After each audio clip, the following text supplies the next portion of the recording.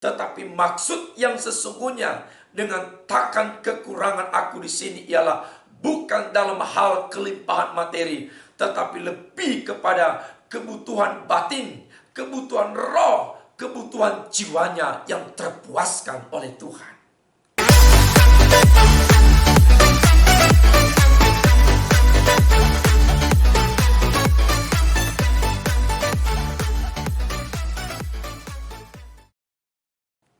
Shalom, para sahabat pecinta firman Tuhan.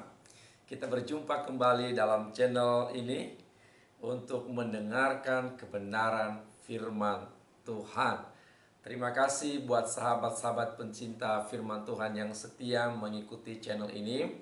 Dan yang baru bergabung di channel ini, saudara-saudara boleh memberikan dukungan like, subscribe, dan jika Anda diberkati, bisa juga membagikan kepada orang lain. Apabila saudara punya pokok-pokok doa, silakan tuliskan di bawah kolom komentar video ini, dan saya akan mendoakan Anda secara khusus. Sebelum kita mendengarkan kebenaran firman Tuhan, mari kita berdoa. Tuhan Yesus yang dahsyat dan luar biasa, Gembala kami bersyukur Tuhan memberikan kami kesempatan kembali untuk mendengarkan sabda Allah. Berfirmanlah kepada kami siap untuk mendengarkannya. Roh Allah, tuntun hamba-Mu sebagai alat di tangan Tuhan. Demi Yesus Kristus Tuhan, kami berdoa. Amin. Doa saya saudara, bahwa saudara-saudara semua dalam keadaan sehat, dalam keadaan baik, dalam keadaan bersukacita, dan terus diberkati oleh Tuhan Yesus. Amin. Kita akan kembali melanjutkan perbincangan kita di dalam Mazmur pasal yang ke-23 ayat yang pertama hingga ayat yang ke-6.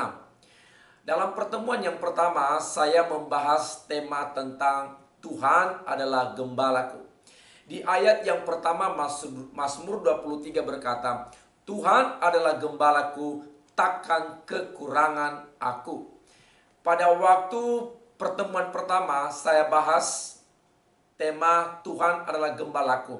Dan yang saya bahas pada pertemuan yang kedua ini adalah kalimat berikutnya, takkan kekurangan aku. Mazmur 23 ayat yang pertama berkata, Tuhan adalah gembalaku, takkan kekurangan aku. Yang saya bahas pada kesempatan ini adalah temanya, takkan kekurangan aku. Saudara-saudara yang saya kasih dalam Yesus Kristus Tuhan, setelah Tuhan menjadi gembala atas Daud, maka salah satu konsekuensinya ialah Daud merasa tidak berkekurangan. Sebagai mantan gembala, Daud tahu bahwa seorang gembala harus bekerja keras untuk memenuhi, untuk menyediakan kebutuhan bagi domba-dombanya. Apakah Daud tidak pernah mengalami kekurangan secara materi? Sehingga ia berkata, Tuhan adalah gembalaku, takkan kekurangan aku. Dari pernyataan ini timbul pertanyaan kepada kita. Apakah benar Daud tidak pernah mengalami kekurangan? Apakah benar Daud tidak pernah mengalami kemiskinan? Saya mau katakan pernah. Bahkan Daud pernah ada dalam kemiskinan sampai meminta makanan dari orang lain. Saudaraku, ketika suatu saat Daud melarikan diri dari Saul, mertuanya Knob, dengan terpaksa pada waktu itu karena dia dan orang-orangnya dalam kelaparan, maka Daud meminta roti kepada imam. Dan satu-satunya persediaan makanan pada waktu itu adalah roti sajian atau roti kudus yang biasa diangkat di hadapan Tuhan.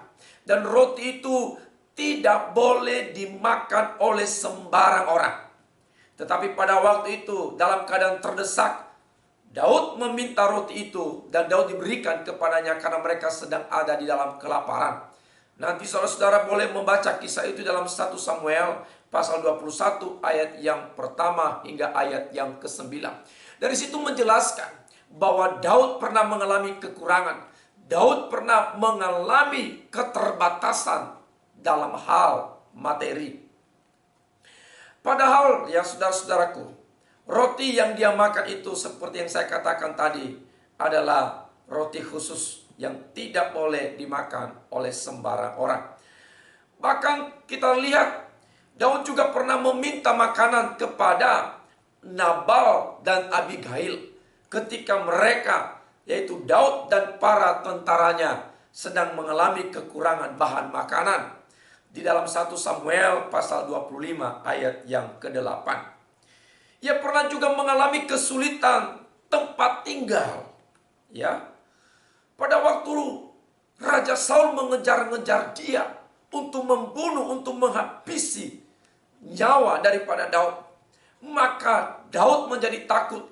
Lalu ia melarikan diri dari hadapan Saul mertuanya, sehingga Daud harus bersembunyi dari goa yang satu ke goa yang lain, bersembunyi dari tempat yang satu ke tempat yang lain, bersembunyi dari padang yang satu ke padang yang lain, tidur di mana saja ada tempat tidur. Walaupun saudara-saudaraku, pada waktu itu dia sebenarnya dalam ketika ia berada bersama dengan mertuanya, dia dalam keadaan nyaman, tetapi Tuhan izinkan suatu saat ia harus mengalami kesulitan hidup. Ia kekurangan tempat tidur, tempat tinggal, sehingga ia menjadi buronan dan dia lari kemana-mana, bersembunyi kemana-mana, saudaraku. Bahkan ia pernah suatu saat, ia pernah berpura-pura menjadi orang gila supaya tidak diketahui identitasnya. Dari sini kita mengetahui, dari sini kita memahami bahwa Daud pernah mengalami masa-masa sulit dalam hidupnya, masa-masa sukar dalam hidupnya, masa-masa berkekurangan dalam hidupnya.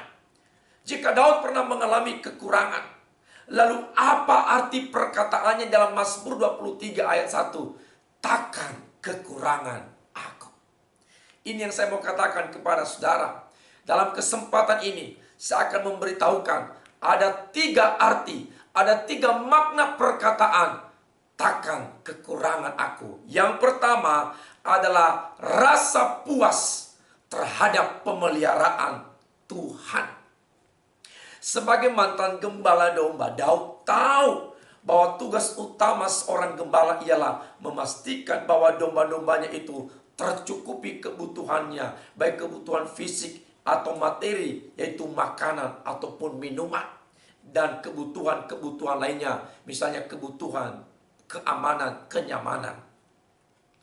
Tetapi seperti yang kita ketahui bersama, bahwa tidak semua domba-domba itu memiliki sifat penurut, memiliki sifat yang baik, memiliki sifat yang dengar-dengaran. Tidak, saudaraku.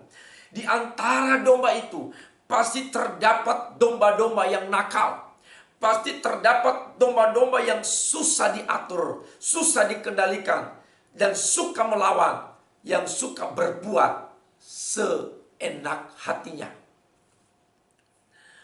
Sekalipun domba nakal tersebut, sekalipun domba yang sukar diatur tersebut, diberi makan rumput yang hijau dan segar, diberikan air yang bersih, air yang sehat, namun tetap saja tidak merasa puas, sehingga kerap kali menerobos kandangnya, menerobos pagarnya, atau berontak keluar mencari rumput yang lain, sekalipun itu tidak sebaik rumput yang diberikan oleh gembalanya kepadanya.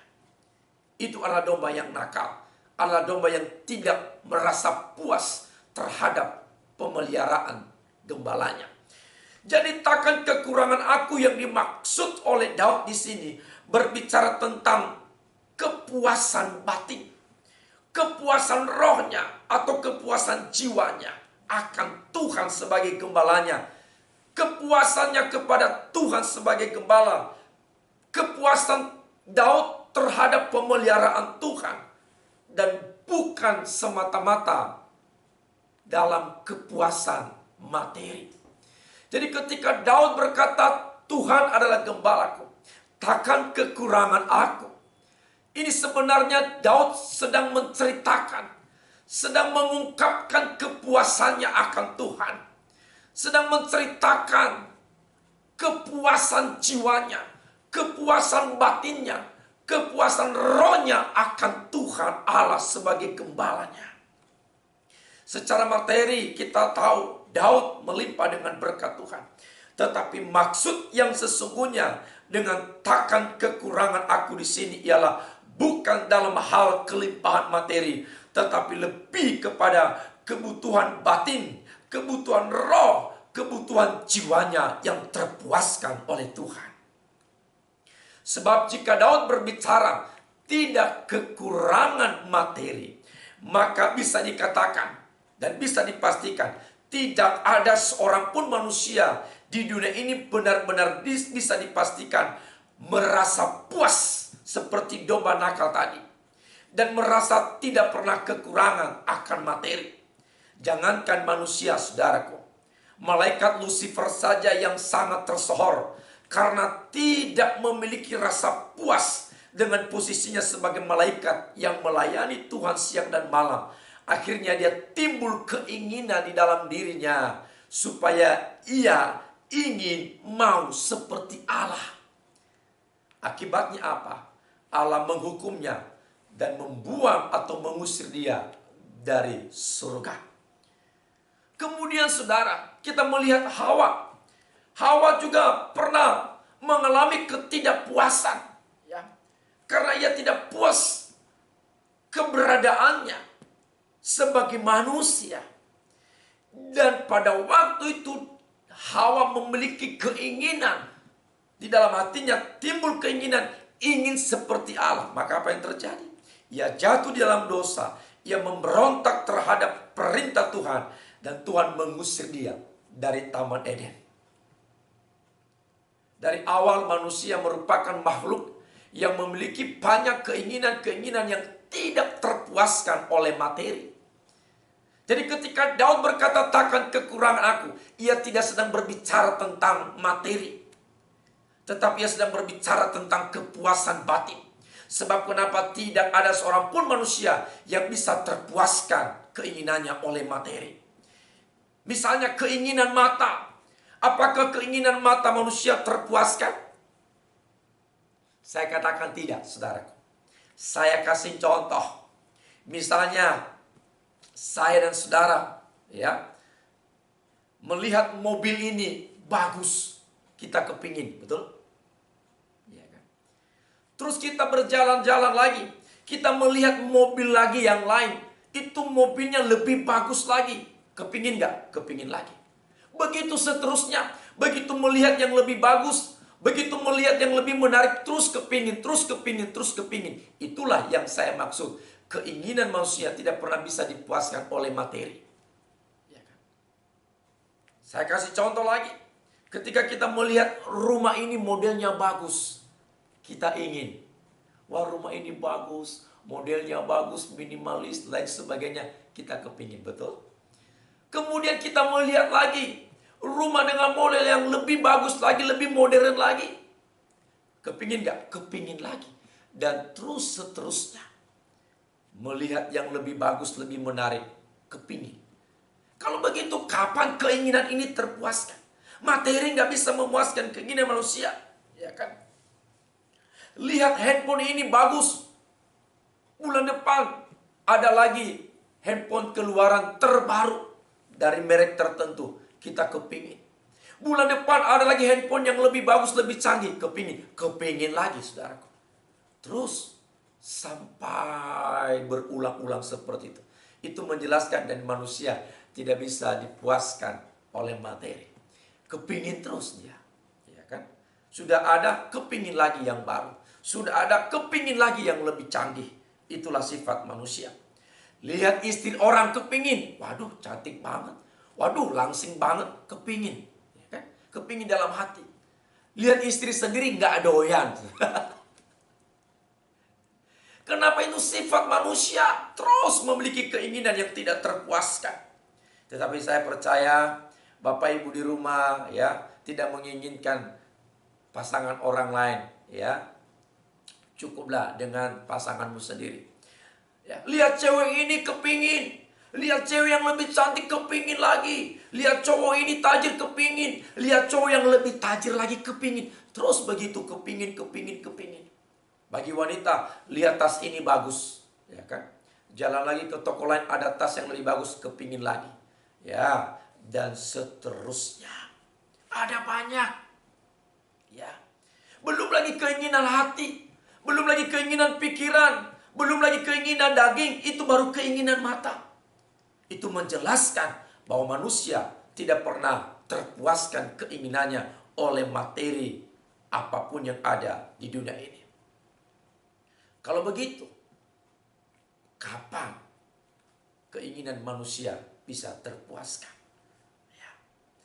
Itulah alasannya Daud berkata, takkan kekurangan aku. Artinya bukan secara materi, tetapi secara batinnya, rohnya, jiwanya terpuaskan oleh hadirat Tuhan. Terpuaskan oleh Tuhan sendiri yang hadir di dalam hidup Daud. Dengar ya, seseorang yang sudah terpuaskan kebutuhan batinnya, kebutuhan rohnya, kebutuhan jiwanya, maka orang tersebut tidak lagi dikendalikan oleh keinginan jasmaniannya, tidak lagi terikat dengan keduniawian. Orang yang sudah terpuaskan kebutuhan batin, kebutuhan jiwa, kebutuhan rohnya, orang tersebut tidak lagi bertuhankan perut, tidak bertuhankan uang, tidak bertuhankan hawa nafsu, tidak bertuhankan lagi materi. Kenapa? Karena batinnya, jiwanya, kebutuhan yang paling utama dalam hidup manusia sudah terpuaskan. Orang yang sudah terpuaskan batinnya, kebutuhan batinnya, kebutuhan jiwanya, kebutuhan rohnya, orang tersebut tidak lagi menjadikan materi yang fana ini menjadi prioritas dalam hidupnya melebihi Tuhan Allah. Orang tersebut tidak akan menjual imannya hanya karena jabatan, hanya karena uang, hanya karena popularitas, dan lain sebagainya. Kenapa? Karena kebutuhan primernya, kebutuhan jiwanya, rohnya sudah terpuaskan. Ketika Daud merasa terpuaskan kebutuhan batinnya, kebutuhan jiwanya, kebutuhan rohnya, ia berkata kepada Tuhan, takkan kekurangan aku. Ia tidak lagi memiliki keinginan yang lain selain menginginkan Allah dalam hidupnya. Dalam Mazmur 27 ayat 4 berkata, satu hal telah kuminta kepada Tuhan, itulah yang kuingini, diam di rumah Tuhan seumur hidupku, menyaksikan kemurahan Tuhan dan menikmati baiknya. Di sini dikatakan keinginan Daud hanya satu, yaitu ingin menikmati dan mengalami Tuhan terus menerus. Inilah kebutuhan batin, inilah kebutuhan roh, inilah kebutuhan jiwanya. Sehingga ia berkata, ia tidak lagi menginginkan yang lain. Dia keinginannya hanya satu. Dia ingin terus mengalami Tuhan, saudaraku. Ya, di sini dikatakan keinginan Daud hanya satu, yaitu menikmati Tuhan. Ia tidak menginginkan lagi jabatan, tidak menginginkan kekuasaan, tidak menginginkan emas, tidak menginginkan perak, tidak menginginkan uang, harta, kekayaan yang lebih lagi dan berbagai macam-macam. Dia berkata, hanya satu yang kuinginkan adalah ingin berjumpa dengan Tuhan, ingin mengalami Tuhan, ingin berkaul karib dengan Tuhan. Ia hanya ingin terus batinnya dipuaskan oleh hadirat Tuhan, pengalamannya bersama dengan Tuhan, perjumpaannya dengan Tuhan secara pribadi. Itu yang terus dia inginkan setiap hari. Kenapa? Itu adalah kebutuhan yang paling utama dalam hidupnya. Sehingga dia berkata, takkan kekurangan aku. Kalau kita, keinginan kita bukannya satu, banyak, saudaraku.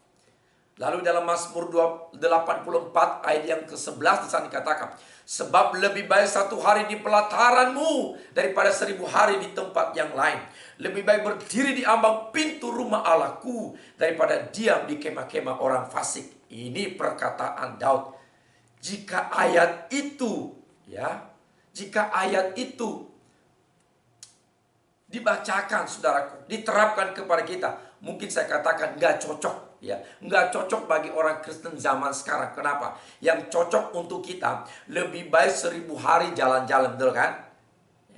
Daud berkata, lebih baik 1 hari di pelataran Tuhan, lebih baik 1 hari dalam hadirat Tuhan, lebih baik 1 hari di dalam ibadah daripada 1000 hari di tempat yang lain. Untuk kita nggak cocok ayat itu. Kalau kita lebih baik 1000 hari jalan-jalan di luar negeri, ya kan? 1000 hari jalan-jalan ke tempat wisata dari berbagai destinasi daripada 1 hari di rumah Tuhan. Kebalikan. Jangankan 1 hari, 1 jam saja kita di dalam gereja, di dalam ibadah, dalam rumah Tuhan, kita sudah gelisahnya luar biasa, ya kan? Mulai lihat-lihat jam, terus lihat-lihat jam, ini kapan selesai ibadahnya, kapan selesai khotbahnya. Terus saking seringnya lihat-lihat jam, akhirnya leher kita jadi bengkok, saudara, ya. Jadi nggak bisa lagi kembali ke posisi semula, ya. Terus menerus, ya kan, keluar masuk kamar mandi padahal nggak buang air, ya kan. Ya, kita duduknya sudah mulai gelisah, geser sana, geser sini. Kenapa? Karena tidak betah di dalam hadirat Tuhan, tidak betah dalam rumah Tuhan. Tetapi Daud berkata, biarkan aku 1 hari di pelataran Tuhan, menikmati Tuhan yang luar biasa. Nah, karena Daud telah terpuaskan secara batinnya, maka sekalipun ia mengalami kekurangan secara materi, itu tidak menjadi masalah serius dalam hidupnya, saudaraku. Sebab hanya ketika seseorang sudah merasa terpuaskan batinnya, terpuaskan rohnya, jiwanya, ia pun terbebaskan dari rasa khawatir, terbebaskan dari rasa takut, rasa cemas tentang apa yang ia makan, ia minum, ia pakai dalam hidupnya sehari-hari. Jadi ia lagi tidak akan khawatir tentang materi. Kenapa? Karena jiwanya, kebutuhan jiwa batinnya sudah terpuaskan. Yesus berkata dalam khotbahnya, jangan kamu khawatir tentang apa yang kamu makan, apa yang kamu pakai, apa yang kamu minum, di dalam Matius pasal 6 ayat yang ke-25. Artinya apa? Bahwa orang yang masih khawatir dan terus-menerus merasa kekurangan dalam hidupnya, sesungguhnya itu adalah tanda orang yang tidak punya iman dengan baik. Kaya secara materi tetapi miskin di dalam rohnya.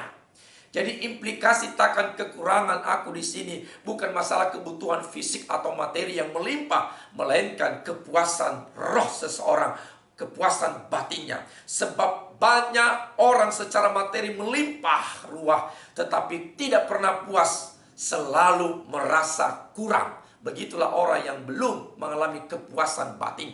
Rumah banyak tetapi selalu merasa kurang, tidak puas, saudaraku. Mobil banyak tetapi tidak pernah merasa puas, merasa kurang terus, ya kan? Uang banyak tetapi tidak pernah merasa puas, merasa kurang terus, ya kan? Gaji banyak tetapi tidak pernah merasa puas, selalu merasa kurang, saudaraku. Jadi takkan kekurangan itu sekali lagi bukan masalah kuantitas, berapa banyak jumlah materi yang dimiliki, tetapi bagaimana perasaan kita merespons dengan puas terhadap pemberian Tuhan. Sekalipun hanya pas-pasan, sedikit jumlahnya, tetapi jika kita terima dengan rasa puas, maka itu yang membuat kita merasa takkan kekurangan dan bahagia. Sekali lagi, takkan kekurangan di sini bukanlah masalah kuantitas, tetapi rasa puas akan Tuhan. Dengan rasa puas akan Allah inilah alasan kuat tidak mempersoalkan masalah jumlah yang diterima. Itulah sebabnya dunia ini tidak pernah memberi kita kepuasan sejati selain Tuhan Allah. Mazmur 17 ayat 15 berkata, tetapi aku dalam kebenaran akan kupandang wajah-Mu ya Tuhan, dan pada waktu bangun aku akan menjadi puas dengan rupa-Mu. Oh, luar biasa. Daud merasa puas batinnya ketika ia memandang wajah Tuhan. Kenapa? Karena dunia tidak bisa memberi kita kepuasan. Hanya kebaikan Tuhanlah yang mampu memuaskan kita. Mazmur pasal 103 ayat 5 berkata, Tuhan yang memuaskan hasrat kita dengan kebaikannya. Ingat, hanya Tuhan yang memuaskan kita. Oleh karena itu, semakin dekat dengan Tuhan, semakin puas dengan hadiratnya, wajahnya, dan kebaikannya. Yang kedua, arti takkan kekurangan aku yang kedua adalah rasa cukup terhadap pemeliharaan Tuhan. Domba yang nakal, saudaraku, sekalipun sudah dikasih makan sekenyang-kenyangnya, tetap saja merasa tidak cukup. Sehingga perilakunya yang buruk, perilakunya yang brutal, seringkali mengekspresikan ketamakan dalam dirinya. Ya, jika ada domba yang hilang dan tersesat, bukan sepenuhnya karena kesalahan atau kelalaian gembala, bukan, melainkan karena domba yang tidak merasa puas Domba yang tidak merasa cukup sehingga ia menyimpang dan memisahkan diri dari kawanan yang lain. Berbeda dengan Daud, saudara. Ia memposisikan dirinya sebagai domba yang baik. Ia menurut dan selalu merasa cukup terhadap pemeliharaan sang gembala agung. Ketika Daud tetap berada dekat gembalanya, yaitu Tuhan, ia tidak akan dihantui oleh perasaan takut, oleh perasaan kurang, saudaraku. Ia tidak takut jika tidak makan sehingga harus mencari makan sendiri tanpa gembala. Ia tidak khawatir tidak minum sehingga harus mencari minum sendiri. Ia tidak cemas dengan keamanan sehingga harus mencari perlindungan sendiri. Tidak. Sebaliknya, ketika ia berada tepat di bawah tongkat gembalanya, ia merasa cukup atas segala-galanya. Oh, luar biasa, saudara. Sehingga ia tidak perlu mencari-cari alternatif dan cara-cara pintas yang instan di luar kehendak Tuhan. Gembalanya di luar kehendak gembalanya untuk sekedar mencari sensasi dan menikmati, dan kenikmatan sesaatnya membawa kesesatan. Tidak perlu mencari ala-ala lain atau gembala-gembala lain untuk sekedar dijadikan bahan perbandingan dan pertandingan. Daud merasa cukup berada dekat dengan sang gembala agungnya dan menikmati semua kasih karunia Tuhan yang luar biasa.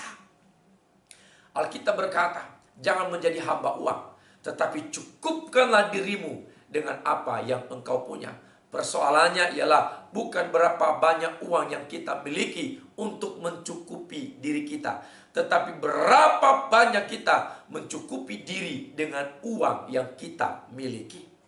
Daud merasa takkan kekurangan. Kenapa? Karena ia merasa cukup terhadap pemeliharaan Tuhan. Ingat bahwa uang tidak pernah bisa mencukupi kebutuhan, keinginan manusia, kecuali manusia itu sendiri yang menyesuaikan kebutuhannya dengan uang yang dimilikinya. Rasa cukup inilah, saudara-saudaraku, yang membuat Daud tidak merasa kekurangan. Ya kan?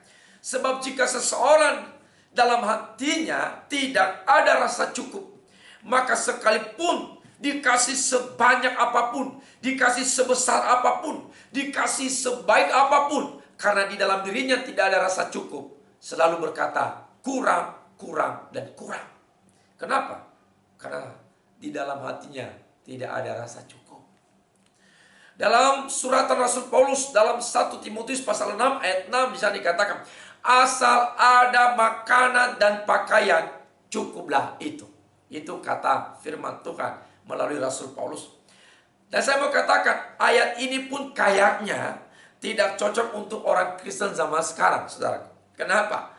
Nggak cukup jika hanya ada makanan dan minuman, ya kan? Mana tasnya?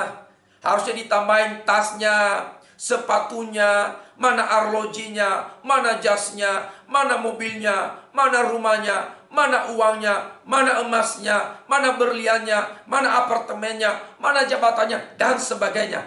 Nah itu pun, ya kan, itu pun baru yang terdaftar, belum yang masih ada di pikiran. Jadi ketika Paulus berkata asal ada makanan, asal ada pakaian, cukuplah itu, saya rasa saudaraku, bagi orang-orang Kristen zaman sekarang itu kurang. Ya kan, belum cukup jika hanya ada makanan dan pakaian. Harus ada yang seperti yang saya sebutkan tadi, ya kan? Nah, jika ditanya, ya, hampir semua jawaban orang itu kalau ditanya, ya kan, misalnya tidak cukup, ya kan? Misalnya Bapak si Ucok, Mama si Butet, Lae, Ito, Nyong, Ci, Kok, bagaimana gajimu? Apa yang kita bilang? Tidak cukup Pak Pendeta, ya kan? Beli minum saja tidak cukup, ya kan? Gaji 5 juta, gaji 10 juta, nggak cukup beli minum, itu air apa? Ya kan? Selalu merasa kurang. Ditanya lagi, bagaimana dengan suamimu, bagaimana dengan istrimu? Jawabannya apa? Nggak cukup. Ya kan? Nggak cukup satu, maunya berapa, ya kan? Satu aja nggak habis-habis, saudara. Ya kan? Jawabannya pun macam-macam. Nggak cukup pendapatannya lah, nggak cukup kasih sayangnya lah, nggak cukup cantiknya lah, nggak cukup gantengnya lah, dan lain sebagainya. Itulah manusia. Selalu merasa kurang, selalu merasa nggak cukup. Padahal Tuhan sudah kasih yang terbaik dalam hidupnya. Dasar ya manusia, selalu merasa kurang. Kenapa manusia ya? Kenapa manusia susah dapat jodoh? Atau lama tidak menikah misalnya? Karena selalu tidak cukup atau kurang, ya. Sudah dikasih cewek, ya kan, sudah ada cewek atau wanita yang mau, giliran cowok ngomong, ya kan, kurang cantik lah, ya kan, begitu kan misalnya.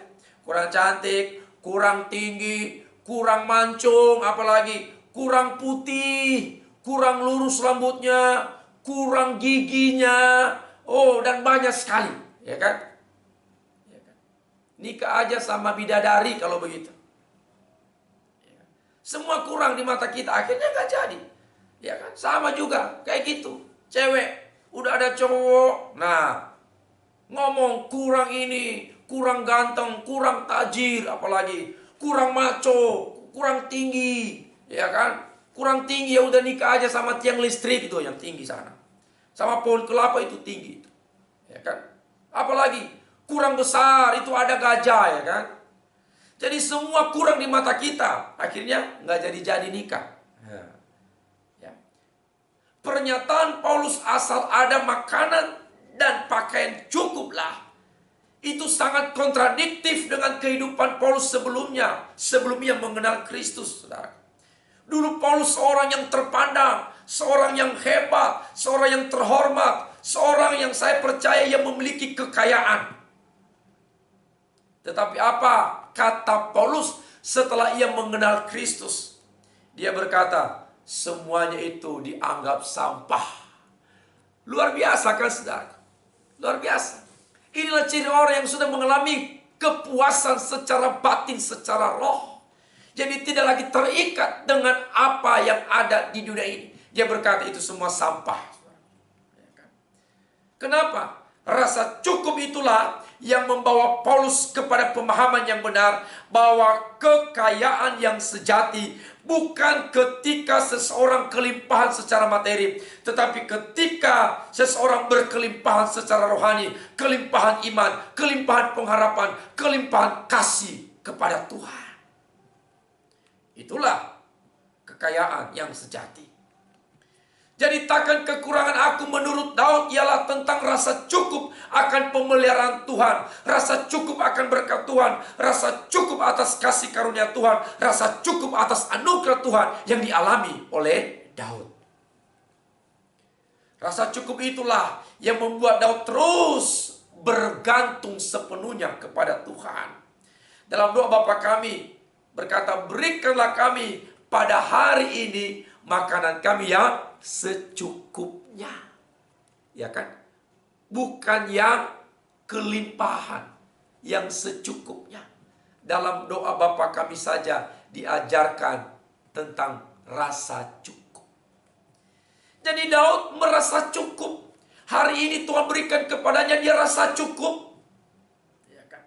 Rasa cukup menghindarkan kita dari sifat serakah atau tamak yang selalu fokus pada kepentingan diri sendiri. Sehingga orang yang selalu egosentris, yang memiliki rasa tamak dan rakus dalam hidupnya, itu bisa mengeksploitasi orang lain demi kepentingannya. Kenapa? Karena tidak ada rasa cukup. Rasa cukup menghindarkan kita dari perilaku yang tidak pantas, karena terus menginginkan hal-hal yang lebih dari yang sewajarnya.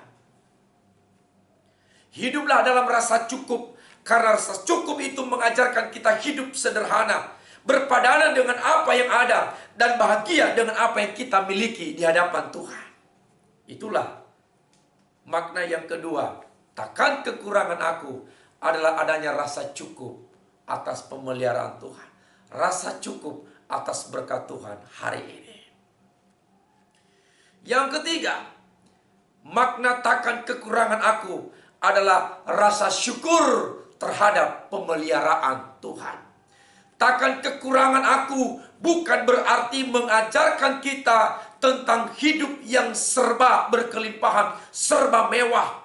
Jika punya paham seperti itu, saudaraku, maka lama-lama kita terjebak dengan paham bahwa ikut Tuhan itu harus kaya, harus berkelimpahan. Jika tidak, maka orang itu tidak diberkati, orang itu tidak sungguh-sungguh, banyak dosanya, jangan-jangan dia dikutuk.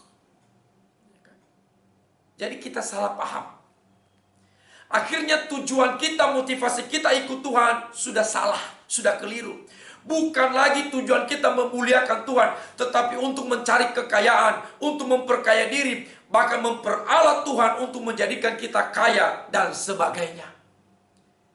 Jadi ketika Daud berkata takkan kekurangan, artinya kita tidak diajarkan kita hidup terus serba berkelimpahan, serba mewah, serba tidak kekurangan apapun. Salah, saudaraku. Ya.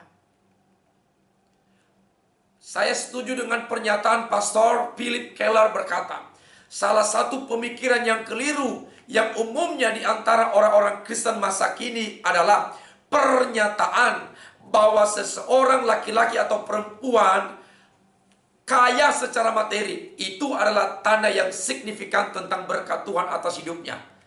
Namun sesungguhnya tidaklah demikian. Jadi makna perkataan Daud, takkan kekurangan aku. Yang ketiga ialah rasa syukur terhadap pemeliharaan Tuhan. Rasa syukur terhadap penggembalaan Tuhan. Rasa syukur terhadap anugerah Tuhan. Rasa syukur atas pertolongan Tuhan yang luar biasa setiap hari. Seandainya domba itu bisa berbicara, saudaraku, maka kemungkinan besar yang ia katakan kepada gembalanya ialah berterima kasih atas pemeliharaannya, berterima kasih atas perlindungannya, berterima kasih atas kasih sayang seorang gembala kepada domba.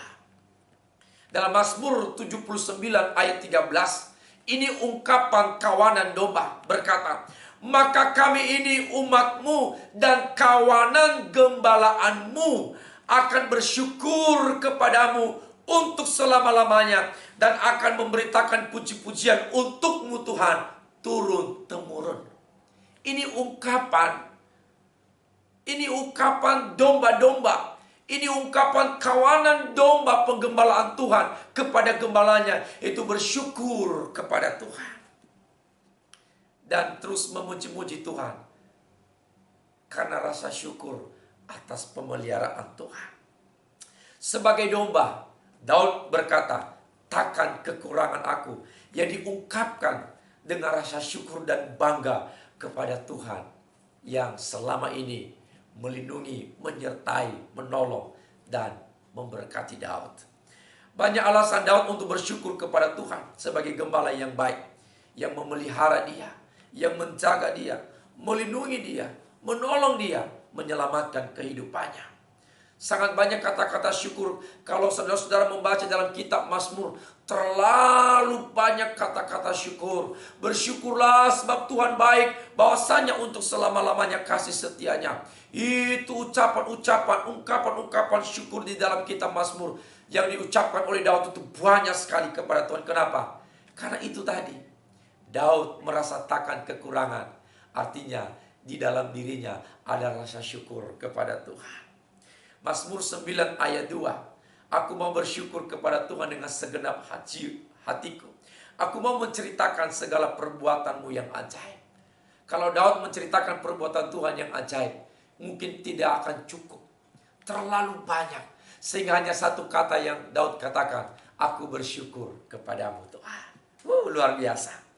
Dalam 1 Tesalonika pasal 5 ayat 18, mengucap syukurlah dalam segala hal, sebab itulah yang dikehendaki Allah di dalam Kristus Yesus bagi kamu.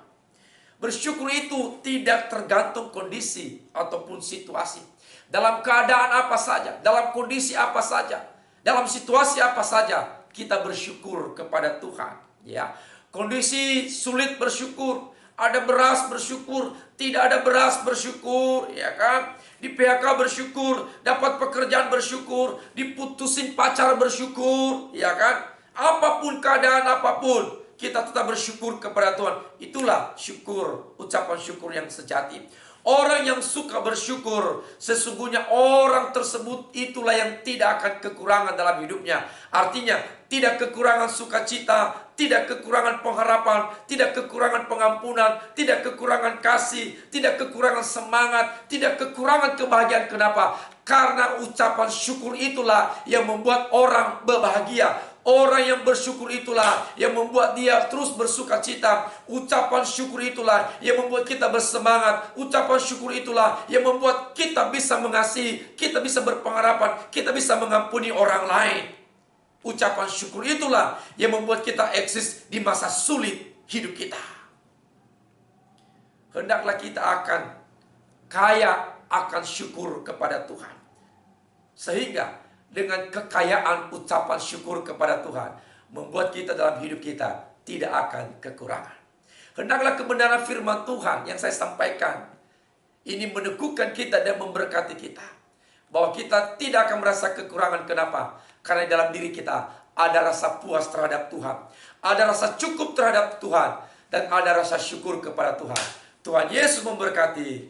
Shalom.